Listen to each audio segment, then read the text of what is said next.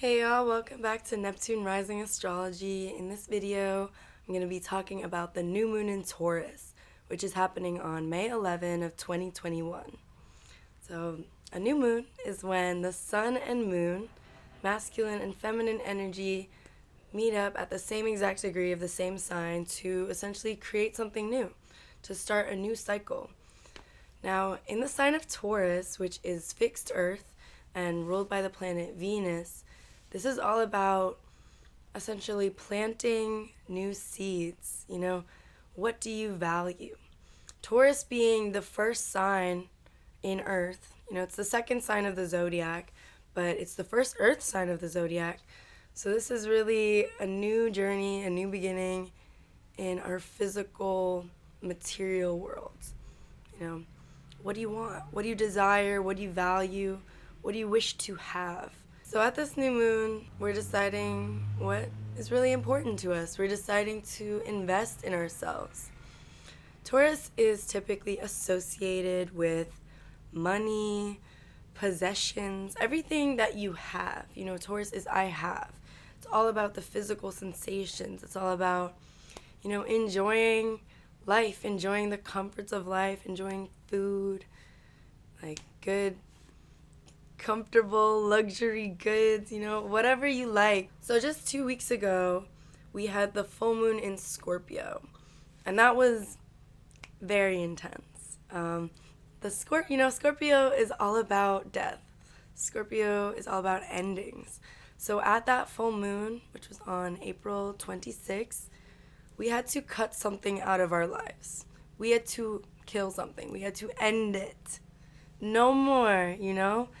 And so the past 2 weeks have basically been like a recovery time. Like whatever you killed at the Scorpio full moon, you got 2 weeks to grieve that shit. And now at this Taurus new moon, it's time to start fresh. It's time to build something new. Taurus is Earth. Taurus wants to build something. All of the Earth signs want to build something that can last, that want to build something sturdy. But in Taurus, it's fixed. So Taurus really, really craves that stability. Taurus wants to feel secure above all else. Taurus wants to feel secure.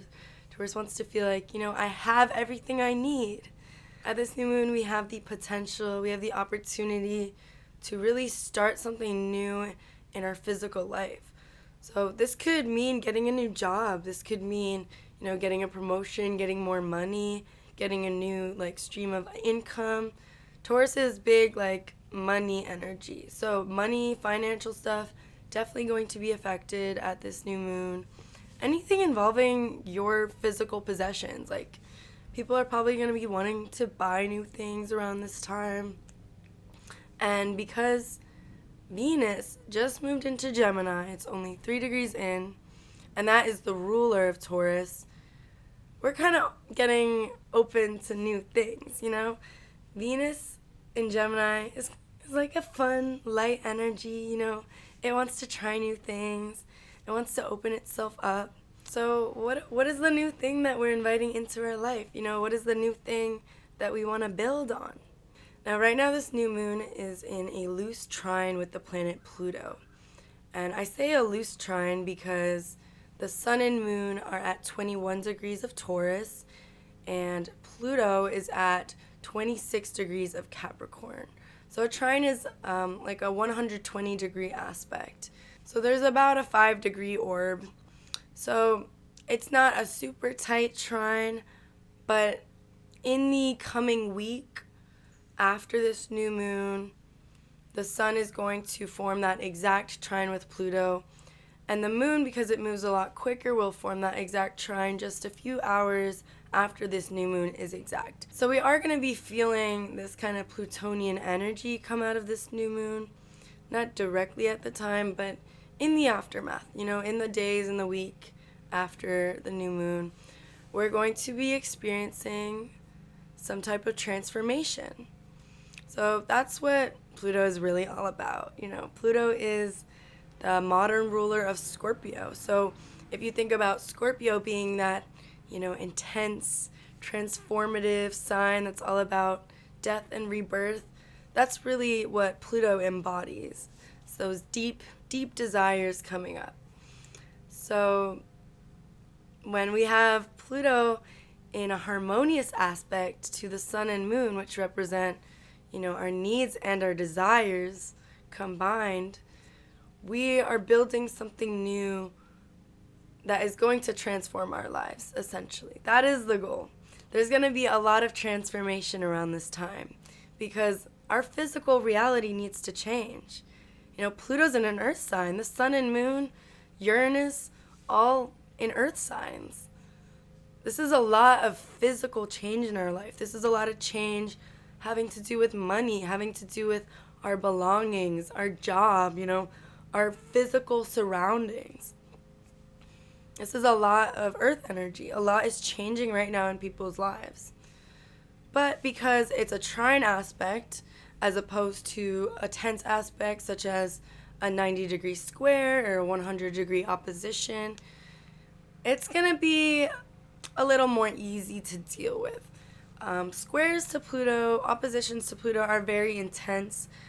They're meant to essentially make you feel out of control of your life.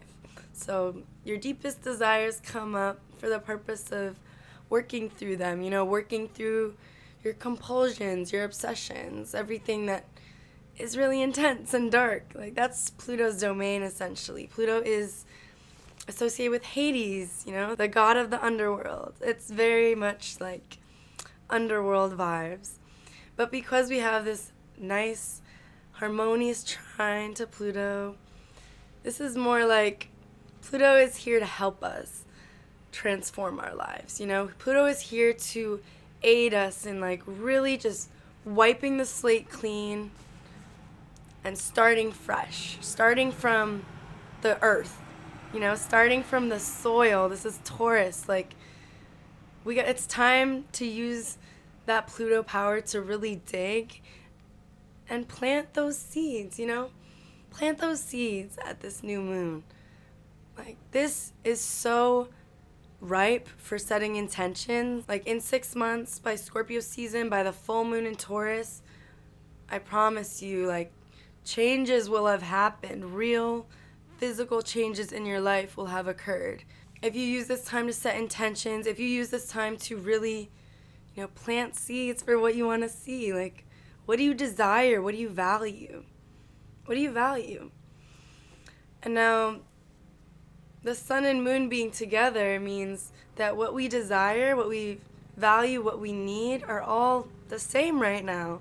So this is a great opportunity for starting any new projects, starting a new job, whatever it may be, working on something. This is Taurus likes physical work.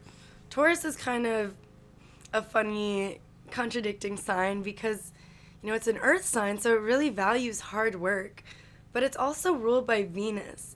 So it's kind of lazy, it kind of just wants to sit back, chill, be comfortable. Tauruses love to sleep. Tauruses love to take naps. Tauruses love to eat. Tauruses love to, take a bath, light some candles, just have a really good, quiet, comfortable time. So you should do something for yourself at this new moon. Do something nice for yourself. Buy yourself some flowers. Buy yourself some dinner. Just have a good, simple, chill time. This is not supposed to be complicated. Taurus is very just this is simple. Now, to talk about complications, we've also got the North Node conjunct Mercury. The North Node currently is at 10 degrees of Gemini. And I've talked about this a bit before, but the North Node and the South Node are very karmic points. They're not real planets or stars or anything, but they are points of intersection in which the Earth and the Moon's orbits cross. So they're thought to represent past life and your current evolutionary journey, essentially. So the North Node that's where we're going. So when we've got Mercury, which is the planet of thoughts and communication and, just all that mental chatter in Gemini on the North Node, we are really having karmic conversations right now, almost. Like, we're opening up our mind to our path, if that makes sense. And in Gemini, this is about making a choice. You know, Gemini is the twins. Gemini is like, what are my options? And at this new moon, we're really not supposed to overthink it.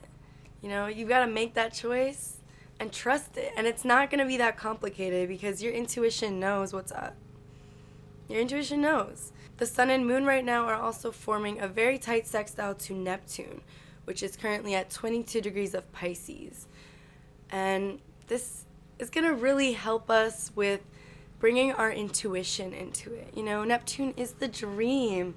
Neptune is the fantasy. Neptune is just that feeling you get. You know something's right, like, and maybe it's not reflected in your real life because right now Neptune's in Pisces, which is mutable water, and that's not about anything solid. Like, you can't clock that, but you can feel it. You know, Pisces is all about what do you sense, what do you feel. Like, it's a very spiritual sign, so you're just gonna know.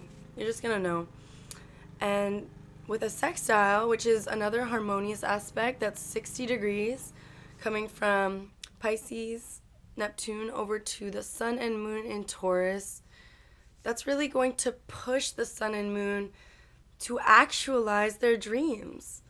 You know, Neptune has a dream. Neptune has a fantasy. And at 22 degrees, that's a critical degree.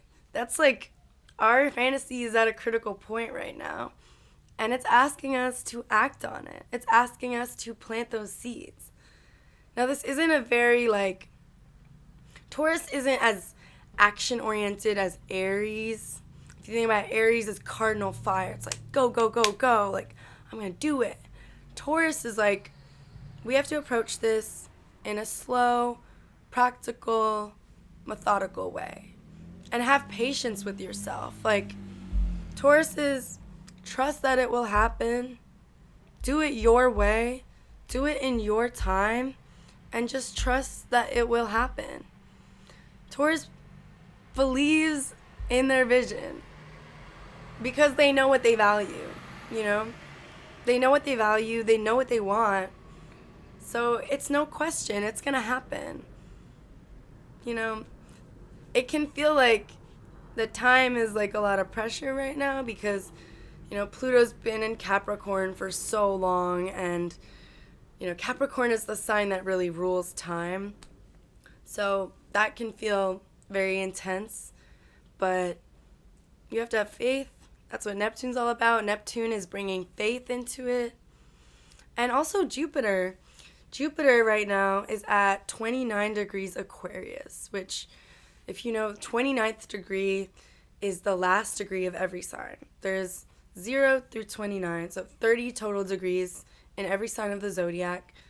And when a planet is at the 29th degree, that's called the anaretic degree. It's considered to be a very significant degree because it's basically that planet is finishing up all of its work in a sign, you know. Jupiter is about to move into Pisces, which is its domicile. Jupiter loves to be in Pisces. So Jupiter's really excited, you know. Jupiter's like, come on, like, let's get this moving. Like, let's really believe in this. Like, come on, we want to move on to the dream. Because Pisces is the dream. Pisces is dream come true energy. So when Jupiter is like the last degree of Aquarius, right before the dream, right before Pisces, it's kind of feeling impatient. It's kind of feeling like, let's do it. Like, believe in this. Because Jupiter is, what do you really believe in? Jupiter, it's not in, so the difference between Jupiter and Neptune, I'll explain a little bit.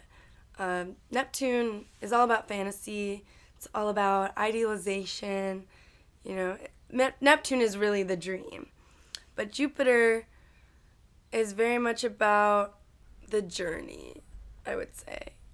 Yeah, Jupiter's about the journey. Jupiter is the planet of luck and optimism and faith. You know, Jupiter can rule extreme beliefs. It can rule religion. It can rule luck. It's really just, what do you really believe in with your whole self? Like, what are you willing to put it all into? And with Jupiter in Aquarius, right now we're really believing in what we know. We're really believing in the power of teamwork. You know, we're really believing in the power of the people, the power of the collective. And in your own life, personally, this is really like what you just know to be true. This is going to give us an out of proportion sense of intuition, almost. Because Aquarius is all about that intuition. Aquarius is fixed air, so it's like, what do you know? What do you just know to be true? And like, no one can prove you wrong because you just know it, and it's not even a question. It's that type of intuition. The things that just like, they just come to you. It's like a epiphany, realization. It's very sudden. Aquarius is a very sudden energy, like zap, zap, electricity, lightning. And Jupiter is Zeus. So there's an interesting correlation, I guess, if you think about Zeus with the lightning. But anyway, so Jupiter's at this last degree of Aquarius, really, really pushing us to believe in what we know to be true, to believe in our future, you know? Aquarius is also the future. Aquarius is like, what's next? Because it comes after Capricorn, which is all about the past. So it kind of, if you look at the progression of the signs, Aquarius comes after Capricorn to push past all the boundaries of the past. You know, Aquarius really knows the past doesn't define me. The past does not define me. Like, fuck that. The past doesn't define me. Like, I can do whatever I want because I know that there's more waiting for me in the future. And with Jupiter's inherent sense of optimism, we're really believing in this right now. And Pisces is a sign that comes after Aquarius. So Pisces is like, nothing defines me. Nothing defines me. Pisces is like, I am limitless. There's no boundaries to me. So Jupiter's really excited to get there because in Pisces, Jupiter can truly be limitless. You know, nothing's off the table. Like, dream big. You know, if you think of a word to describe Jupiter, it's big. Jupiter likes to blow things up. Not in like a way, like explosive, but like make them big, like expand, like just everything's out of proportion. But it's because it just believes in it so much, you know? So Jupiter is just very excited to get into this dreamy Pisces energy so it can truly be free, truly be limitless. So that could be the feeling that we're having right now, is like, you really have to believe in what you know so that when Jupiter gets into Pisces, you can be free. You can just let yourself like be limitless, be whatever you want. It's interesting because we've also got Saturn in Aquarius, like 13 degrees right in the middle. And Saturn is trining over to Mercury at 12 degrees of Gemini. So like I said earlier, the trine 120 degree aspect is a harmonious aspect. It's very nice flowing energy. So with Saturn in this lovely trine to Mercury, it's kind of helping us think in a really realistic and grounded way. So we're making these choices following our North Node with Mercury and Gemini, you know, the option. We're making these choices with a really grounded perspective. A very like community-oriented perspective. Saturn is all about responsibility, you know, it's very serious. Kind of looks more at where we're lacking, where we're feeling restricted, than where we can like push out and expand. It's pretty much the opposite of Jupiter, but we have them both in the same sign right now. So it'll be interesting to have them split off in their other directions. But like I was saying, Saturn is going to help Mercury make this choice in a very grounded way. And ultimately, Saturn wants us to be authentic. In Aquarius, Saturn wants us to be real. Saturn wants us to be true to ourselves. Saturn wants us to be individuals and not give a fuck what other people think. Like, that choice is your choice to make, you know? Wherever the North Node is currently transiting your chart, wherever you have Gemini in your chart, is where you're going to feel this. So if you know where Gemini lies in your houses, even if you don't have any planets in Gemini, this still affects you, because the North Node is still transiting your Gemini house. So we're making a grounded, responsible choice right now. This could come up as a conversation. You know, Mercury likes to talk, Mercury likes to communicate, but it could also just be in your own head. This could also just be like a mental realization that you have with yourself, a choice that you make with yourself and you commit to, because Saturn's there. Saturn's all about commitment. And then this is the new moon in Taurus, so it's like whatever you commit to, you're going to build it. You're going to make that shit happen. You're going to make that shit happen. Those seeds, you know, we're going to water them. You know, Jupiter is going into this water sign soon. We're going to be watering those seeds. We're going to be watching the little sprouts come up over the summer. And then by Scorpio season, by this Taurus full moon, we're going to have a fucking beautiful plant. So you got to think right now, what do you want to plant? You like sunflowers? You like what do you like? What do you want in your life? What do you want in your physical life? Because you can have it. Just saying. Now we've also got Chiron and Mars in an exact square aspect. So this is a little trickier. This is the first tense aspect I'm talking about in this video. A square aspect is 90 degrees. And this is between Chiron at 11 degrees of Aries and Mars at 11 degrees of Cancer. So both Aries and Cancer are cardinal signs. They're all about striving for something, making things happen. So with Chiron, which is the wounded healer asteroid in Aries, this wound that we're feeling right now is really about ourselves. It's a very like personal, egoic wound. Every individual is experiencing this in their own way, but this is a lot about like personal insecurity and struggling with, reactiveness, struggling with feeling like you have to do everything on your own, struggling with you have to fight. Like Aries is that fighting instinct. So Chiron in Aries is really dealing with healing that fighting instinct within. And the reason that this is in a tense aspect with Mars and Cancer is Cancer does not want to fight. Cancer wants to feel like a hug. Cancer wants to feel nurtured and comfortable. Cancer wants to feel at home. So when we got Mars and Cancer, that's what we're working towards right now. That's what we're really acting on and striving towards, is this desire for comfort.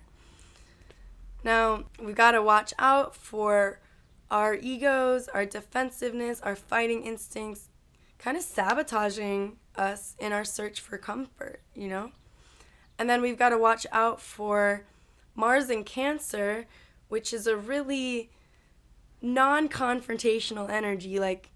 Mars does not like to be in Cancer because it's nervous, it doesn't want to fight, it doesn't want to be confrontational, it's sensitive. So it can be hard to really confront things head on when Mars is in Cancer. And so that in turn can make it difficult for Chiron and Aries to fully heal that self-consciousness, defensiveness, fighting instinct, whatever it may be for you. So these two are kind of having to have a little tug of war, struggle, power struggle, but ultimately they're trying to work it out, They're trying to work it out so that they can both do their jobs. So Mars and Cancer can really strive towards finding the most comfort, finding family, finding just a sense of being loved. And so that Chiron in Aries can really heal that need to always be the best, you know? Now also a way that I see this playing out is it's difficult to really foster that sense of family and love and comfort when you're really reactive, when you're really taking things personally, you know? So Mars is kind of struggling to create that when Chiron is like taking every little thing personally. So we gotta like face this within ourselves because it's a square aspect. So this is an internal struggle. If it was 180 degrees, if they were opposite each other, that would feel more like an external struggle. But since it's a square, this is all happening within. This is some self-work you gotta do. You all know what I'm talking about. Now, I think that's all the planetary aspects I want to talk about. So let's move on to a tarot reading. Now, what do we have in store for this new moon in Taurus?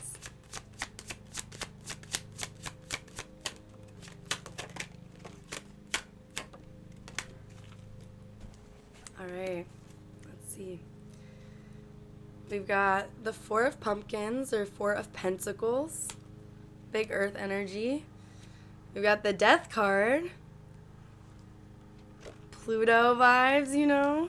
And we've got the Queen of Pumpkins or Queen of Pentacles, which is also big earth energy. Wow. Wow. Ooh. Okay, this message is coming through loud and clear. Now, the Four of Pentacles, Four of Pumpkins, is a kind of like conservative energy, I think. It's very much concerned with like, what do I have? You know, keeping my possessions, keeping my finances to myself, you know. It's almost a mindset of lack, like I don't have enough, so I need to keep everything really close and I need to hold on to it. Now, we need to put an end to this though. Like, that's what needs to die, is that lack mindset, so that we can become the Queen of Pentacles, the Queen of Pumpkins. She knows she has everything she needs and she always will because she's got herself, you know? She really lives in abundance always. Like, she doesn't question that. Because she gives herself everything she needs, you know? She's very independent. She doesn't rely on anyone. Like, she just trusts that it comes to her. So we have to change our relationship with our resources. And this isn't about, like, you know, going out and just spending all your money and, like, you know, making bad choices. Like, no, this is just about not holding on so tight and really just trusting in yourself, you know, trusting in your own stability, regardless of what you actually physically have. This is just a feeling. This is a knowing that, like, you have yourself, you know? You have yourself. I want to get a message for the next 2 weeks. So from the new moon in Taurus up to the full moon in Sagittarius, which is going to be an eclipse. So, oh, okay. This is big, like, love energy. We've got the Two of Ghosts or Two of Cups, which, I mean, look at them. They're a couple, obviously. We've got the Empress, which is also about this, like, abundance. She's, like, this very feminine, like, it's a divine feminine card, if you will. She's all about, like, I got myself. I don't need anything else. It all comes to me. Middle finger to my thumb, and then I snap it, you know. And then the Six of Cups, Six of Ghosts. So this card is kind of about the past. This is about memories. This is also about love, you know. It's also like a very, like, home card, like good childhood feelings card. So I feel like we're having to take, over the next 2 weeks, we're having to take a more compassionate approach to other people, you know? Regardless of what's happened in the past. It's really important to be compassionate with others, to be warm, to let yourself feel with other people and like connect with other people. Especially like Gemini season is coming, and Gemini is all about connecting with others. Like Gemini loves to connect. Gemini loves to just like meet new people, get new information. And we have this Taurus new moon right before Gemini season, so we feel grounded and stable before we go out and like open our world a little bit more, you know, before summer comes and we're like having new experiences and meeting new people. We have to ground ourselves. So we're turning, right now at this new moon, we're becoming the Queen of Pumpkins. We're becoming the Queen of Pentacles.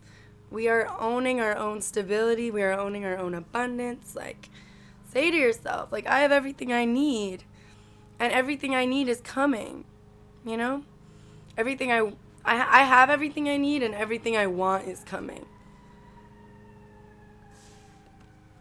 And then when you're the Queen of Pentacles, you can easily just level up to be the Empress.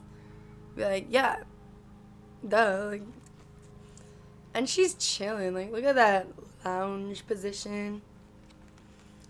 Like, she's not stressed about love.